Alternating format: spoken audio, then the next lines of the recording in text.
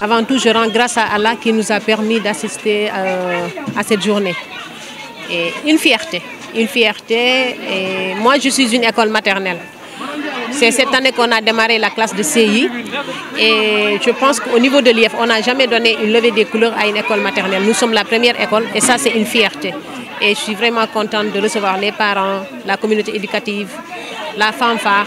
Et en plus, on vient d'une coupe d'Afrique. L'euphorie est toujours là. Vraiment une fierté. Actuellement, on est en train de négliger ce qui est la base d'un pays, la base du monde, c'est-à-dire l'éducation. Si on veut vraiment réussir son pays, on veut vraiment réussir le monde, c'est l'éducation. Et malheureusement, on sait ce qu'il y a là. Et on a mal, on n'y peut rien. On fait que souffrir en silence et prier Allah pour que la situation se décante. La levée des couleurs, c'est l'IEF qui organise ça chaque mois, c'est mensuel. Et là, c'est expliquer aux enfants c'est quoi l'acte civique. Faire aimer aux enfants le drapeau national, faire aimer aux enfants le pays et leur dire que ça, c'est notre pays, c'est notre drapeau, donc on doit respecter et être fier de ça. Mais le civisme fait partie des bases de l'éducation. Sans civisme, on ne passe pas.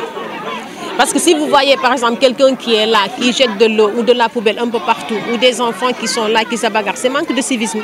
Et le civisme fait partie des bases de l'éducation et je pense qu'un pays qui veut se développer doit développer ça, le civisme. Inculquer ça aux enfants dès le bas. Moi, Madame Diallo Oumoulam, je suis la directrice de l'école maternelle Koumba Kansal. Je suis contente parce que yombul école maternelle nga organiser levée des couleurs ndax ñun dañuy considérer toujours comme ay bébé ñun ñoy école bu ko ñëk organiser fi suñu IEF. Donc ñun suñuy levée des couleurs ak fanfare bi ak ni muy ñëwé contane recevoir dëkkaale yi recevoir autorités yi recevoir fanfare bi ak la communauté éducative vraiment contane rek contane. Dëkk so bëggé avancer njàngale mi ngay défar. Mandela wax nako l'éducation est l'arme la plus puissante. Kon kay xam nga né lolu waruñu ko tiaxané waruñu ko fowé ñun nak ñu ngi amé luñu metti suñ ci mënon dara dinañ ko safara parce que man lima am tam di wax né c'est l'éducation qui est à la base de tout. Sa éducation su baxé réew mi da fay dox su baxulé moy lolu. Donc mettitlu ak ñaan yalla dello ci xel yi fexé dal ba ñu mëna jubo et ñu gëna revaloriser l'enseignement. Enseignement waruñu ko tiaxané waruñu ko fowé. Tay bo dégué docteur, c'est parce qu'il y a un enseignant, so dégué un magistrat, ba ci président de la République. S'il n'y avait pas d'enseignant, on n'allait pas parler de ces gens-là. Donc je pense que dañ leen wara joxat seen gëdd lool. Wa levée des couleurs bi moy dañuy tamal xalé yi, xamal leen lan moy civisme, tamal leen lan moy drapeau national. Ñu xamné li ñom ñoy seen raaya, dañ ko wara fonk and ak mom respecter ko. Yamul ci raaya bi kessé. Civisme bi moy ni nga wara taxawé, ni nga wara démé, ainsi de suite. Donc di leen ko taggat dès le bas âge. Ni ñu maîtriser hymne national bi wa ñun ni ma la wax rek ñun dañ leen di taggat ñu xam sen réew ñu xam sen bak réew xam sen raaya réew donc ñun dañ leen ci tàggat ci lolu et dañuy dès le bas âge dañuy inculquer bobu fierté nga xam ne fu ñu waxee drapeau Sénégal da ngay taxaw fu ñu waxee hymne national da ngay yëg benn fierté donc ñun dañ leen koy inculquer dès le bas âge. C'est une cérémonie que nous organisons mensuellement conformément à la recommandation du président de la République qui veut que chaque mois, chaque premier lundi du mois, soit organisée une cérémonie de levée de couleurs. Celle d'aujourd'hui, on devait, n'est-ce pas, l'organiser il y a une semaine, mais ça a coïncidé avec la journée fériée suite à l'arrivée également de nos Lions qui ont gagné la Coupe d'Afrique des Nations. C'est pourquoi nous l'avons décalé et aujourd'hui, ça a certainement été organisé. Bon, globalement, il faut dire que nous sommes très satisfaits. Il y a eu une mobilisation, une grande mobilisation, n'est-ce pas? La participation des communautés, le quartier, mais également la musique principale des forces armées a rehaussé de sa présence et a apporté un plus à cette cérémonie qui a connu un si bel éclat, n'est-ce pas, avec la participation des élèves, des enseignants, des directeurs, n'est-ce pas, du district de Grand Yoff. Donc voilà globalement. Oui, c'est la première école maternelle. D'habitude, la cérémonie a lieu dans les écoles élémentaires, et dans les collèges et dans les centres de formation professionnelle. Mais nous avons dit pourquoi pas. À tort, les gens pensent que l'école maternelle n'est pas à même d'organiser certaines cérémonies. Tout le contraire a été prouvé aujourd'hui. Et je crois qu'on va désormais l'élargir aux autres structures de la petite enfance qui se trouvent dans notre circonscription. Ben, on ne peut que regretter ce qui se passe. Ce qui se passe, en réalité, personne n'y gagne. Les enseignants, ce n'est pas de gaieté de cœur qu'ils vont en grève. Les parents également s'inquiètent pour l'avenir de leurs enfants. Les enfants eux-mêmes sont inquiets au point qu'ils demandent à ce que des négociations soient ouvertes entre les syndicats d'enseignants et le gouvernement pour qu'en fait qu'on puisse mettre un terme à cette grève.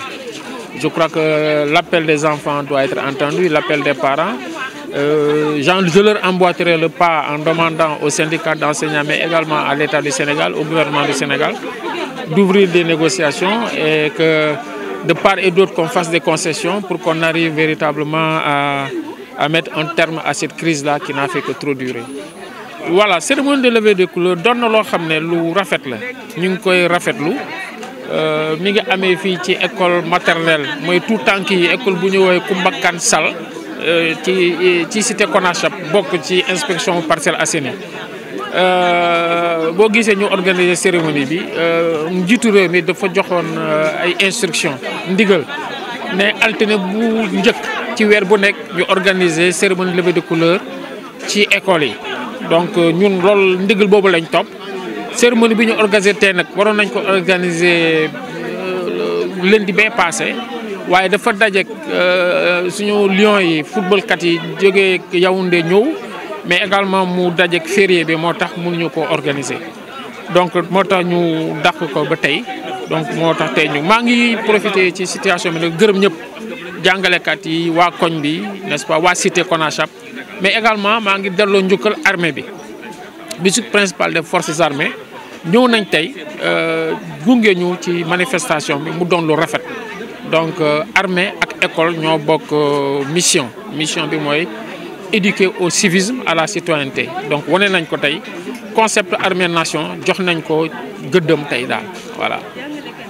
waaw doon na lu xaw a jafe parce que njàng bi bu sooxee réew mi da koy yëg parce que ab réew quand même njàng ak jàngale moo ko yore donc problème du ñàkk gaa ñoo xam ne ñoo bokk réew mi muy jàngalekat yi muy liggéeykatu santé muy beneen liggéeykat léeg-léeg dañuy am ay ñaxtu yoo xam ne dañ koy wax nguur gi tamit da leen di déglu fu mu toll nii ñun lu ñuy mën a ñaan daal mooy nañu déglu xale yi bu ñu demee ba di def grève ñoom ñi def ay marche ne dañoo bëgg a jàng doon na loo xam ne vraiment lu daw yaram la. Donc man li may wax syndicalistes yi ak li may wax nguur gi mooy nañu fexe ba daje ñu waxtaan jubóo ci kaddu mën a dakkal grève bi ku nekk am li nga bàyyi ñu mën a daje.